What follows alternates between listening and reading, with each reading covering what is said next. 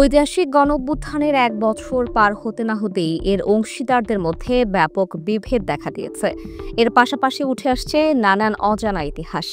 জাতীয় নাগরিক পার্টির প্রধান নেতা নাহিদ ইসলাম সম্প্রতি বলেছেন, সাদিক কায়েম বৈষম্যবিরোধী ছাত্র আন্দোলনের কোনো সমন্বয়ক ছিল না, কিন্তু ৫ই আগস্ট থেকে এই পরিচয় সে ব্যবহার করেছে। অভ্যুত্থানের শিবিরের গুরুত্বপূর্ণ ভূমিকার কারণে সাদিক কায়েমকে প্রেস ব্রিফিংয়ে বসার ব্যবস্থা করা হয়, কিন্তু সাদিক কায়েমরা অভ্যুত্থান পরবর্তী সময়ে ঢালাও প্রচারণা করেছে। এই অভ্যুত্থান ঢাবি শিবিরই নেতৃত্বে দিছে, আমরা সামনে শুধু পোস্টার ছিলাম। অভ্যুত্থানে শিবিরের ভূমিকা কেউ অস্বীকার করে নাই, কিন্তু এই অভ্যুত্থান শিবিরের একক নয়, শিবিরের ইনস্ট্রাকশন বা ডিরেকশনও হয় নাই। আমরা সব পক্ষের সাথে যোগাযোগ করেই সিদ্ধান্ত নিতাম। আর কারা ক্ষমতার ভাগ ভাটোয়ারা করতে চাইছে, গোষ্ঠী স্বার্থ রক্ষা করতে চাইছে, সেই বিষয়ে অন্যদিন বলবো।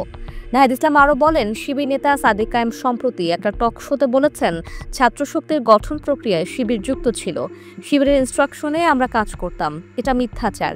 গুরুবার আড্ডা পাঠচক্রের সাথে জড়িত একটা অংশ এবং ঢাবি ছাত্র অধিকার থেকে পদত্যাগ করা একটা অংশ মিলে ছাত্র শক্তি গঠিত হয়।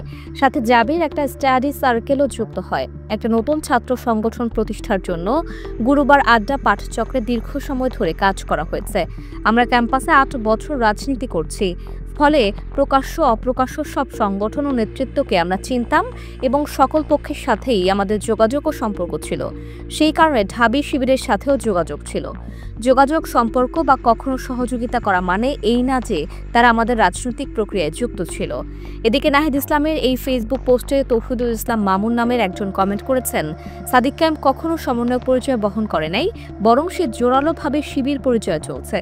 সাদিক কায়েমরা কখনো একক কৃতিত্ব দাবি করে নাই, তারা চেয়েছে সবার কৃতিত্বকে স্বীকৃতি দিতে। অপরপক্ষে সমন্বয়করা অন্যদের অবদান অস্বীকার করে নিজেরাই একক কৃতিত্ব দাবি করেছে। যখন থেকে শিবির নিজেদের অবদান তুলে ধরতেছে, তখন থেকে সমন্বয়কদের মুখোশ পাল্টে গেছে। সাদিক কায়েমদেরকে অন্য কেউ নেতা হিসেবে তুলে ধরার প্রয়োজন নেই, সাদিকরা জন্মগত নেতৃত্বের অধিকারী। জয়নুদ্দিন সরকার তন্ময় নামের একজন লিখেছেন, প্রেস ব্রিফিংয়ে শিবিরের সাদিক কায়েমের পাশাপাশি ছাত্রদলের রাকিব ভাই, ইউনিয়নের মেঘদাকে বসার ব্যবস্থা করা উচিত ছিল।